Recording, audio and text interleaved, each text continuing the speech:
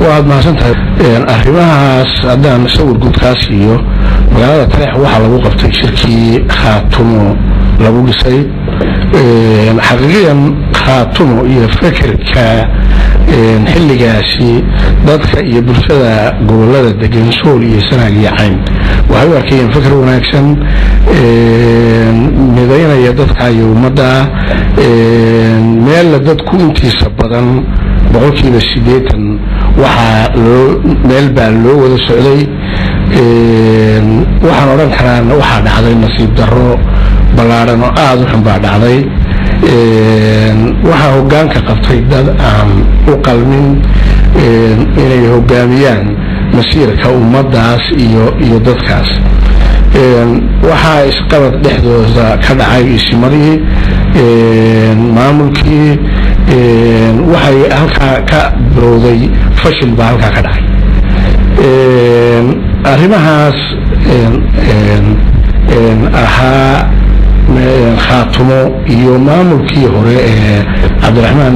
فروري وهجامي لولان سياسة ولا نحدي دتك هالك كنت تجن ومركي ورانا دت حوالي دقتي ودقن تدقن ونكسرها سياسة أسبوعي كلفتي كلفوان شو ومدى دجان كترح يعني دمشق دعضي ضد ربع كلنتي هذا يرتادان شوي دينه وعلى روح جرت كلنتين جواب صح كبحين كرتها ما شفتوا أنت مداهد وحن وني دلاله يو إن بالله أفكارات فيه dadka deegaanka ee siyaasadda khaldan ee ka socotay dhinaca khaatumo iyo dhinaca Puntland labada dhinacba aan leeyahay waxay ka galeen deegaanadaas dambi kumana kala duwana waqtigan xaadirka kuwii maamulayay khaatumo iyo kuwii mas'uuliyiinta ka ahaa xilliga Puntland wax ay u kala duwan yihiin dadkaas ma ay jiraan waayo dadkaas dhibkii gaadhay baan hadeer waxaan rabnaa inaan dhayno la isaga yimaado la sameeyo wada hadal la sameeyo laga wada hadlo xukuntuna waxa weeye dantu waxay u taalaa dadka tareex degan ku degan meesha ku kala tagi maayaan qiyaamahu dhaca mooyaane wax kala kaxayn karaya iyo meel kala aadayaan ma jirto iyaga danta runtii ka dhaxaysa wixii hore oo dhacay inaan wax dambe lagu darinin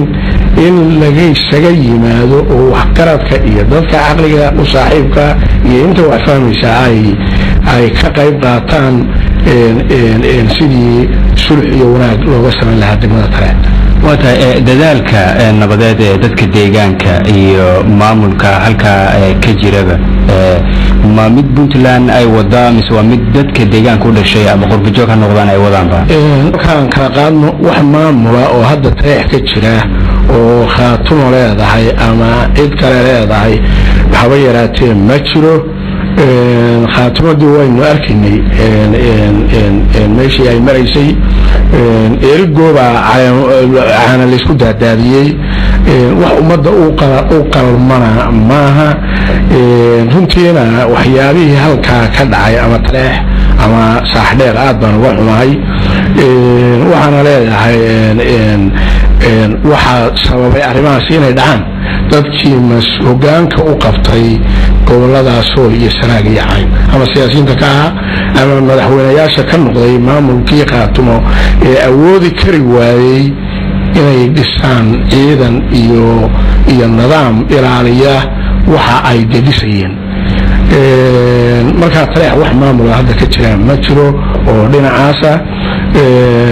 waxaan aaminsanahay tan kale dadka wada hadda dadaalka wada waa dadkii u dhashay Tareex weey maaha cid kale maaha waa deegaanka Tareex anigoo ka soo jeeda deegaanka Tareex ana de siyaasiga hadda dawladda ugu jira maamulka Puntland aqoon-yahano odayaal aqalkii guud ee Nuur Axmed oo hadda Tareex jooga oo nala fakar iyo aragtiba ah inkastoo runtii naga fakar duwanaa waayadii hore oo dhinaca Khaatumo وشقيني أما بين عقاتهم وأها وأركتبه أحد لكن وحلا فائدي أنا هاي أنت يحدث كل إنسان فكر كاسي ما أنا ما تشرينين حد يرسل لا فكرة في نسكو أركتك نهاي إن لم يبرشها تلاح نبدو ذا الراديو يجوا جود يسير أفكارات كودي هورية اللي دي هورية وغش قين لهاي وحلا يقطو مركا ما عملوا هذا تلاح كتشرا وخاطوا عليه ضاي هوايرات مترو وحجر السياسيين بنتلان كجرا أو حلال كهية مامور كتلاح قيب كجران أو سياسيين بهلوك الفكر دون هذا سومالان سيدو كله إباتة أنت بدن ديجان كذا عدا وحيسوا قدا شعب تأثير لوجوجين كرا بقولتها وحلا وجوجين كرا وهوي وارنتا ويا تلاح كذا عضي ولوجي ضد ديجان كأن سياسيين عين أن أقوياء هين أن لصق سياسة الصومالية كسؤالها وحقي وحيا ينداد أقول له وكسوت ذا دجانا ذا دمنا ترح ضد كمركز دجان كوالو جبهة إني قرطان يجو إني قرطان قف كوذا دنتو ذا يونا جوذا يكا يسوي دن جارة يدن شخصية له ما أنتو ذا كشقينية يجا والو جبهة غير ترح إني فهمان إن وهبل دنتينا موضع ما هبل دنتينا موضع وتدر وسياسي يعني ليه يعني ما حيتها واحد شلا سياسيين ولا تيتاه وأهاكوي يجو دبت كجيستي وجبلارن تريح جيستي يجو مامل كو جبنايا وها شلا كو وبلا شيء وجران كريواي ورخاتمدنا تكوتشرتو أما عاد وحكودا دنت ومدن يدريانا كان محايك قوانيسا محاي هي مستقبل كيدو يوجد أي طريق شركة الله قوانيا أما الله كهاي كنتي أنا وحنا حوجال بانا هاي ما ملكي هراء أنا فري أرماها إنه قيبو إن كلها دبتها ماشي كل علي وأنا استعش لي وقتي كولان أو سنتي نهضة كوني صدق طبعا وحن للسعودي إن ضبكاس ديجان كا دينا عخاتمو دينا ما ممكن نقول يقول لان لابد منا أن وهين وحدنا هوايراته وحنا كجراني شادبات هذا بحد ومدعس لو اجتماعات كفامي سو دينا كسر الله دينا نقال له دينا اجتماعي له دينا ضد لبا توقف عن خيرين باكا كل انتيو لو دلي موقت وعاو لو دلي اما عيد سبب لو دلينا انا الى وقت احد موقف كبنتلان حلقنا كلا هي ديجان كاس هي waxaa la socotaa wariyaa tayna aqoonyahan baatay madaxweynaha Cabdiwali Maxamed Cali Gaas markii uu loo gareeyayna waxaan filayaa inuu ahaa ninka qura ee musharaxiintii runtii aad uga hadlay dhibkii ka dhacday Tareex aad uga hadlay hadda markuu madaxweynaha noqdayna ka hadlay diyaar u ah inuu dadka reer Tareex deegaanka la fariisto la xaajoodo wixii ka dhacay meesha Tareex la yiraahdo oo wax ka qabto madaxweynuhu diyaar buu yahay waqtigan xaadirka shaqada madaxweynaha ku-xigeenka arinta mowqif wanaagsan baan anagu asbuulaan ahaan kala nahay waxaanan wali helin doorkii odayaashii Tareex oo kala maqnaa qaarkoodna fakir kale ay xambaarsanayeen laakiin hadda maanta aad moodo inaan runta isugu nimi xaqilka guud wuxuu joogaa Tareex dad baan dibadda ka sugaynaa badan oo wax garada oo aqoonyahan leh oo odayaal leh waa la socotaa Turaabi oo wadanka abaar baa hadda jirta xilliga jiilaalkana dadku waa reer miyi waa xoolo dhaqato la isma helo waxaan ku balansanahay dayrtu haday hagaagto inaan fariisano Tareex annaga oo beesha Tareex degta inaan idinana dhexgelin idnoo dhaxaysan jirin annagu aanu dhameysano khilaafaadkeega hoose hadii raayidmo dawladda iyo madaxweynaha madaxweyne ku-xigeenka waxay diyaar u yihiin reer Taleex haddii ay dantooda u soo jeensadaan inay wax weyn la qabtaan wixii meesha dhacayna ummadda loogana tacsidayo dawladuna ay wax ka qabato. Wada mudan wasiir inta haddii aan uga soo gudubno waxaa jira siyaasi Axmed Cabdi Xaabsade Puntland xilal buu ka soo qabtay Somaliland sidoo kale sidee u aragtaa imaashiisa Puntland runtii ninka odayga waa maamulka Puntland madaxweyne ku-xigeenka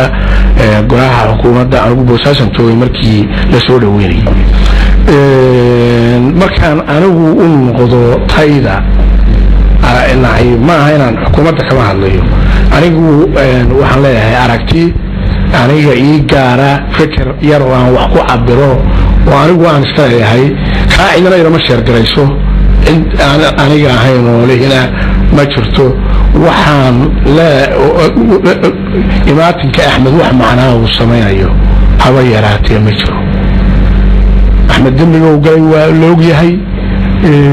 dhulkii uu bixiyay baa weli maqan ku maqan gacan cadow ku maqan waa la isticmaalay markii la isticmaalay oo laga dantii lahaa laga gaarayna inuu hadda yiraahdo Puntland baan u soo noqday aniga wax macno ii sameynaysan ma jirto idaacadaha waad maqaysay wuxuu yiri madaxweynaha iyo madaxweyne ku-xigeenka ay yeelay waxba kama jiraan uma yeelin madaxweynaha iyo madaxweyne ku-xigeenku isaga codsaday in madaxweynaha iyo madaxweyne ku-xigeenka iyo ka codsaday inuu yimaado Puntland codsiga ka yimi ma yahay cid codsatay Axmed inuu ku soo biiro Puntland mar saddexaad ku soo noqdo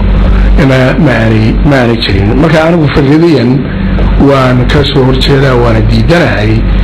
imaatinka Axmed wuxuu soo kordhinayaana iyo wuxuu keenayaana ma jiro hadda waxaan arkaya websaydyada ku arkay khaatumo oo erigo ku samaysay nimanka khaatumo la baxay oo golo wasiir xukuumadeed ku sameeyay inta badan dadka ka dhex muuqanay waa kuwii keenay Somaliland la saxood keenay marka aad baan wax nahay qof shalayna xagga u ordayay maantana xagga u soo ordaya maalintu danta Puntland ka waayaan xagga u ordaya maalintu xagga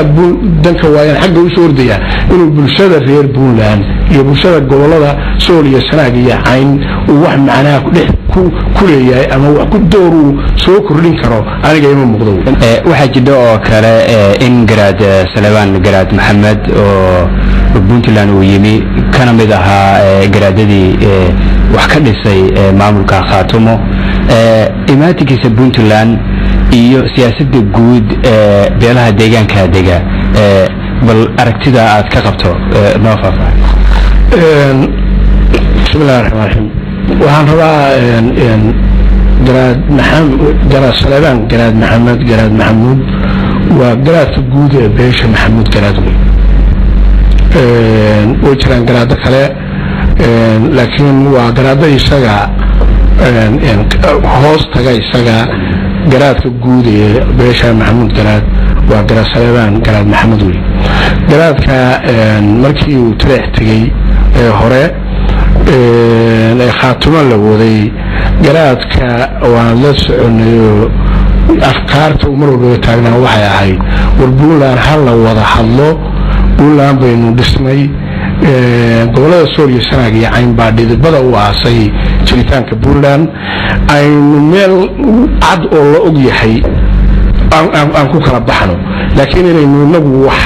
iska qarqoorano ha laga daayo waa lagu xumeeyay arrinta garaadka waxaa lagaga dhigay in uu shirka fariisto isagoo u arkayay yaan beri adiga dhulbahanta ku eersanin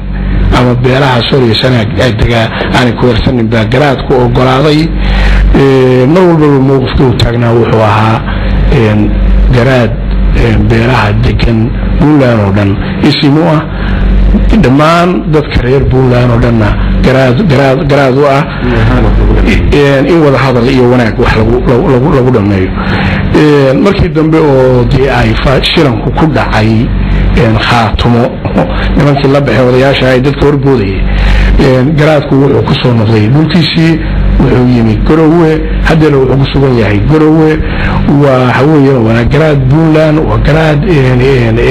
gobolada Sool iyo Sanaag iyo Cayn waa nin mar walbaba u taagan kana taliya in ummaddu is haysato oo aan dadku kala tagin wixii markaa la isku hayana in wada fadhi iyo gobol lagu dhameeyo waxaan ka xumahay oo jiray qolyo metelin dadka oo aan inay aaga tareex maalin meel ay saareen oo magaalada dab iyo waxa ku qabteen oo ay yiraahdeen garaadkii baan maxay taanu kala noqonay garaadnimada waxa weeye waa kuwa dad iska hadlay bay ahaayeen oo aan xigmad badan iyo aqoon iyo midna aan jirin gruubiyana isticmaalayo dad la isticmaalayay bay ahaayeen garaadka waqtigu baxay wana garaadkii guud ee beerahaas isagana hadda garaada kuwa kale ee meelaha ama wax ku qorqoraya ama erayada xunxun ee liita isticmaalaya ee waliba siyaasiyiinta waa la yaqaanaa waana lagula xisaabtamaya waana la iska arkayaa garaadkuna ma geeyo in website xun oo liita iyo lagu soo qoro ma u geeyo kuwa qoraa aflagaadada isimadana waxaan leeyahay waa dadkii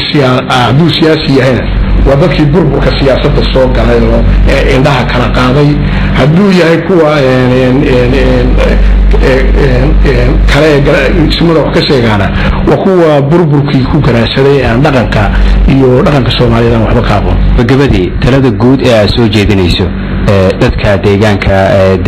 Sool iyo Sanaag iyo Cayn maxay tahay gobolada Sool iyo Sanaag iyo Cayn